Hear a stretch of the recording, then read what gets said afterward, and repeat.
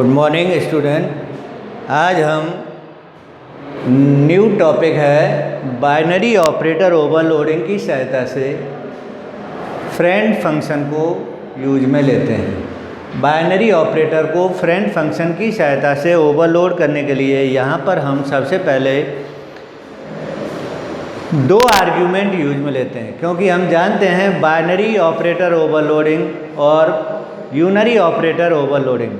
जब हम unary operator overloading के अंदर मेंबर फंक्शन का यूज में लेते हैं तो यहाँ पर कोई भी आर्ग्यूमेंट यूज में नहीं लेते हैं, जबकि बाइनरी ऑपरेटर ओवरलोडिंग के अंदर जब भी हम मेंबर फंक्शन का यूज में लेते हैं तो एक आर्ग्यूमेंट यूज में लेते हैं, और जब फ्रेंड फंक्शन का यूज में लेते हैं तो टू आर्ग्यूमेंट लेते हैं। जबकि यूनरी ऑपरेटर ओवरलोडिंग में फ्रेंड फंक्शन का यूज में लेने के लिए यहाँ पर वन आर्ग्यूमेंट की आवश्यकता होती है। तो आते हैं यहाँ पर हम सबसे पहले बाइनरी ऑपरेटर ओवरलोडिंग को फ्रेंड फंक्शन की सहायता से घोषित करने के लिए यहाँ पर टू आर्ग्यूमेंट यूज में लेते हैं। तो इस प्रकार की ओवरलोडिंग में दो आर्ग्यूमेंट यूज में लेते हैं। इसके लिए यहाँ पर हम प्लस ऑपरेटर का उपयोग करते हैं।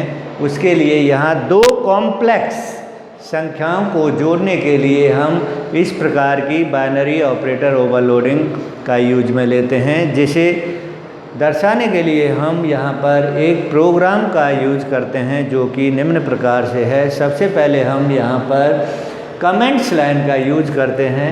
उसके लिए सिंगल कमेंट्स लाइन है program for binary operator overloading using friend function in C++ के प्रोग्राम बनाने के लिए सबसे पहले हम हेडर फाइल का यूज करते हैं। #include इसे प्री प्रोसेसर डायरेक्टिव भी कहा जाता है। #include क्लास कॉम्प्लेक्स, यहाँ पर क्लास का नेम कॉम्प्लेक्स है। Curly bracket open, float real semicolon, float image semicolon. ये दोनों जो मेंबर डाटा हैं ये बाय डिफ़ॉल्ट के रूप में प्राइवेट क्लास के अंदर डिक्लेयर किए गए हैं। पब्लिक क्लास के अंदर वॉइड इनपुट फंक्शन, यहाँ पर पैरामीटर या argument float x, float y use में लिए गए हैं। Curly bracket open, real equal to x semicolon, image equal to y। x and y की जो दोनों की वैल्यू है आर्ग्यूमेंट की, उनको यहाँ पर रियल एंड इमेज के अंदर स्टोर कर लिया गया है। Curly bracket close. इसके बाद friend complex operator plus complex A, complex B। यहाँ पर टू आर्ग्यूमेंट को एक कॉम्प्लेक्स क्लास के अंदर डिक्लेयर किया गया है।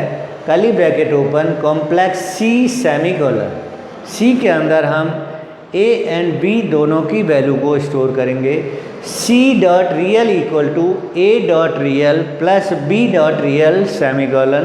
इसी तरीके से C.image equal to A.image plus B.image semicolon, return C semicolon. इसके बाद यहाँ पर हम इसको आउटपुट के रूप में दर्शाने के लिए सबसे पहले void show function, curly bracket open, cout insertion, real insertion double code plus I double quote close, insertion image insertion double code \n double quote close semicolon. ये न्यू लाइन पर जाने के लिए कर्ली ब्रैकेट क्लोज। फिर हम यहाँ पर class को क्लोज कर देते हैं सेमीकोलन लगाकर। फिर हम यहाँ main function int main function, curly bracket open, complex C1 C2 C3 तीन कोई ऑब्जेक्ट हैं। C1 डॉट इनपुट ब्रैकेट के अंदर आर्ग्यूमेंट हैं, वैल्यू दी हुई है 1.6, 6.2 ब्रैकेट बंद सेमीकोलन। ये C1 की वैल्यू है। इसी तरीके से हम C2 की वैल्यू को यहाँ इनपुट के रूप में यूज कर लेते हैं 2.3, 3.4, क्योंकि यहाँ फ्लोटिंग पॉइंट के अंदर ये वैल्यू को यूज में लिए गए हैं, इसलिए यहाँ फ्लोटिंग पॉइंट में इसको दर्शाते हैं। Next C3 equal to C1 plus C2। C1 और C2 मैट्रिक्स हैं, इन दोनों को C3 के अंदर स्टोर कर लिया गया है। cout insertion double quote C1 equal to double quote close insertion semicolon C1 dot show function. तो इस तरीके से C1 मैट्रिक्स जो भी आपने लिया है उसकी वैल्यू को हम आउटपुट के रूप में शो कर देते हैं। इसी तरीके से C2 को cout insertion double quote C2 equal to double quote close semicolon C2 dot show function. Last cout insertion double quote C3 equal to double quote close semicolon C3 dot show function और return 0 semicolon curly bracket close. तो इस तरीके से हम हमारे programme को use में लेते हैं। इसके बाद इसमें एरर चेक करने के लिए हम इसको कंपाइल करते हैं। कंपाइल करने के लिए ऑल्ट F9 की प्रेस करते हैं। यहाँ पर एरर 0 है तो रन करने के लिए कंट्रोल F9 का यूज़ करेंगे। तो output C1 equal to 1.6 plus I 6.2 semicolon C2 equal to 2.3 plus 1I 3.4 semicolon. यहाँ पर इस तरीके से C1 C2 की वैल्यू को यहाँ इनपुट किया है। C3 में क्या होगा, इन दोनों को ऐड हो जाएगा, जोड़ हो जाएगा दोनों मैट्रिक्स का 3.9 प्लस I 9.6, क्योंकि यहाँ पर दोनों मैट्रिक्स का योग जो कॉम्प्लेक्स मैट्रिक्स हैं यहाँ पर उसकी वैल्यू को कर लिया गया।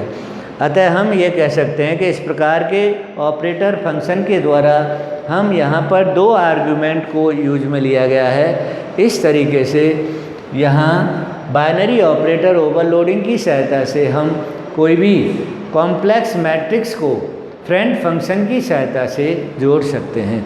तो इस तरीके से आपका ये लेसन ऑपरेटर ओवरलोडिंग का फिनिश हो गया है। यहाँ पर कुछ इसके क्वेश्चन बनते हैं।